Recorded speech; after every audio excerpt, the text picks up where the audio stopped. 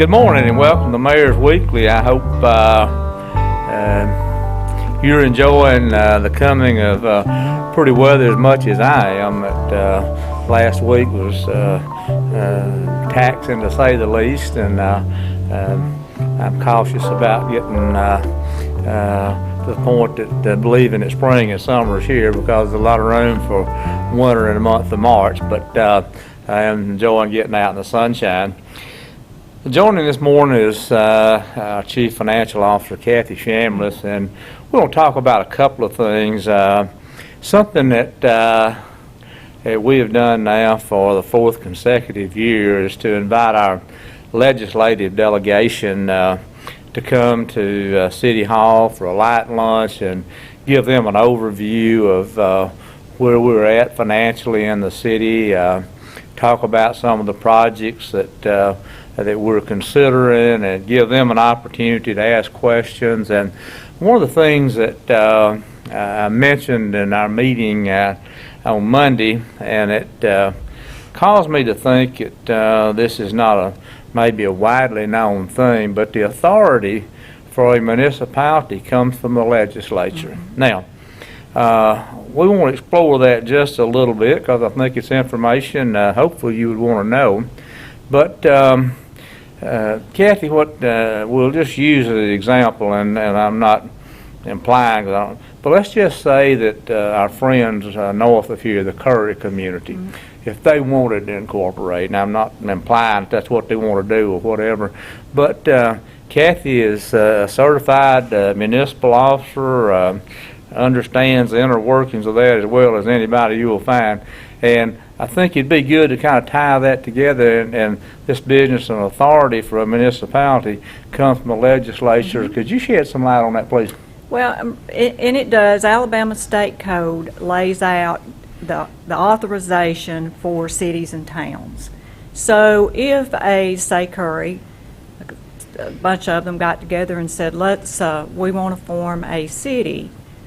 Well, there's no provision in Alabama Code that would allow them to be self-governed.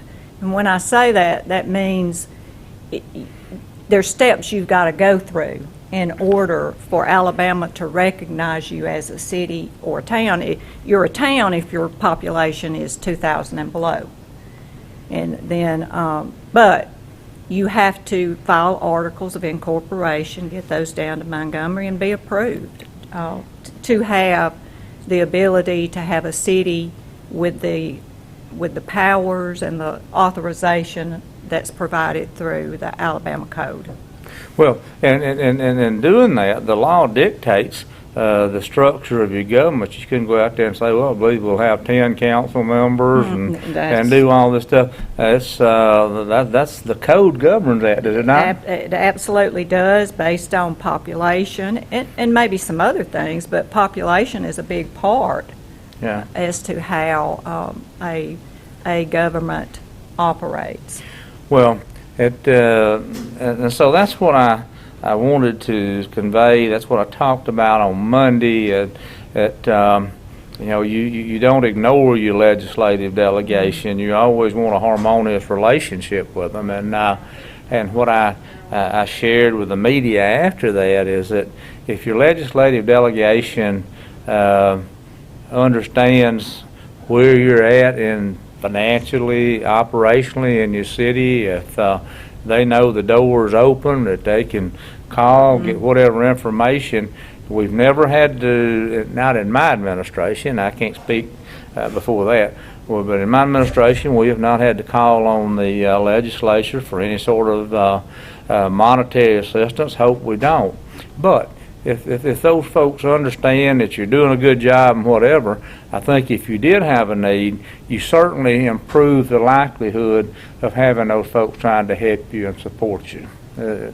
And we do get a lot of support from our local delegation in the way of grants, always helping us, and when we call upon them to try to secure some grant funding. Right. One of the things that we talked about in our meeting, and I call it talking about the core financials of the city, and we've talked a lot about how our revenues have grown, how we've built our reserves and whatever, but really getting back behind the curtain and understanding what that means to us as a city. And something that I like to look at is how much debt does the city have. Clearly, we have a big block of debt that relates to the Jasper High School. Really, in my opinion, that should be on the books of the city school system, but that's neither here nor there. But there's sales tax revenue that ties to that. So I don't look at that. That has nothing to do with the operation of the city. And but we look at the debt that we do have relative to the operation of the city.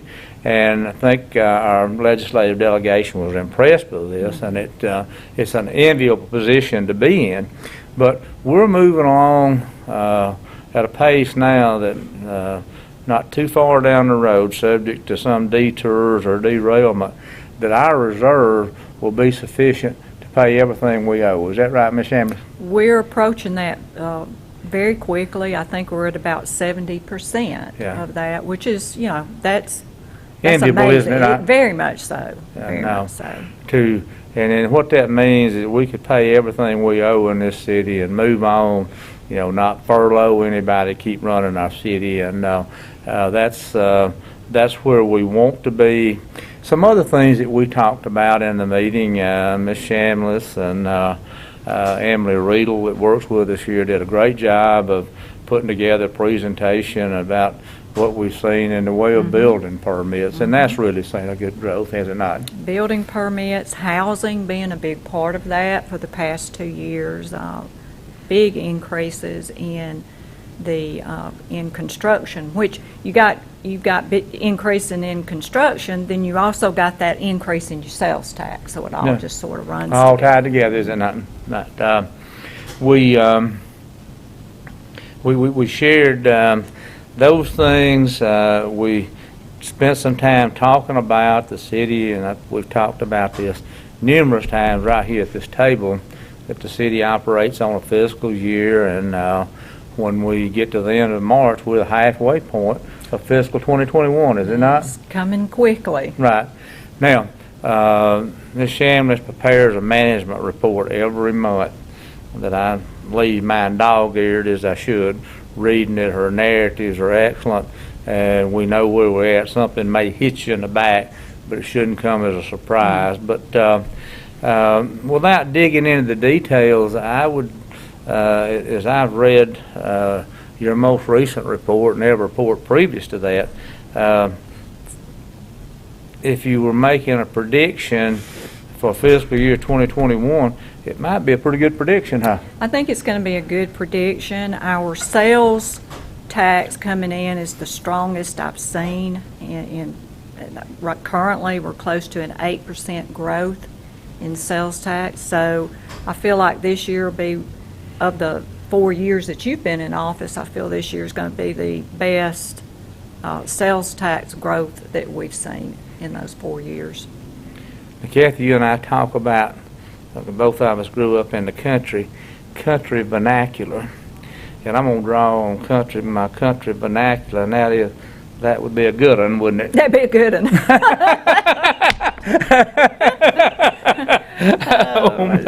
Now, so we're excited about that. Let's talk about, people get all up in arms about our park and rec efforts and whatever, and that's back before I ever thought about being in the political arena. I hear people, we had a park board, and it was just some sort of a furor or ruckus going on all the time, and it doesn't have to be that way, and we're working to hopefully remedy that. I always marvel at Facebook.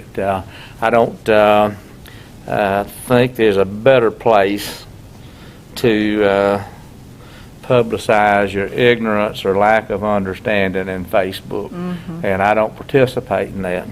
But we had somebody on there, Ms. Shambliss, that said, and nobody's produced a news clip, I'm reading that, it doesn't exist, that I was on there and said we didn't have the money to fix the ball field, so consequently we weren't playing ball. Now, our reserves, I think I heard you say, are somewhere around 11 million. In your Right. professional opinion, would that be enough money to clean up half a dozen ball fields? I believe we could handle that. Okay, so you don't seem like that'd be a hurdle, do you? No. Okay, good. But there's work ongoing right now. We're looking at there's rules are clear, concise, from the Center of Disease Control about youth sports. Whatever we do, we're going to be smart about that. The administration of the city rests with the mayor. The promulgation of policy rests with the council. That should never be commingled or confused, and it happens often. We see it, we read about it. I'm not saying we see it in Jasper, but you read about it, and it causes a lot of controversy. And so we're going to be straightforward. We're going to do what we think is in the best interest of our citizens, understanding that doesn't make everybody happy, but that's I think if a person in a political arena made everybody happy, they're not doing their job right. That's and so that's if the things we do make you unhappy, I'd ask you if you'd pause and try to be objective and look at it. I think if you do, you'll see anything that we do is in the best interest of the citizens. We don't have any hidden agendas or that sort of thing. And so that's going to be forthcoming. Like I said, it's been worked on right now.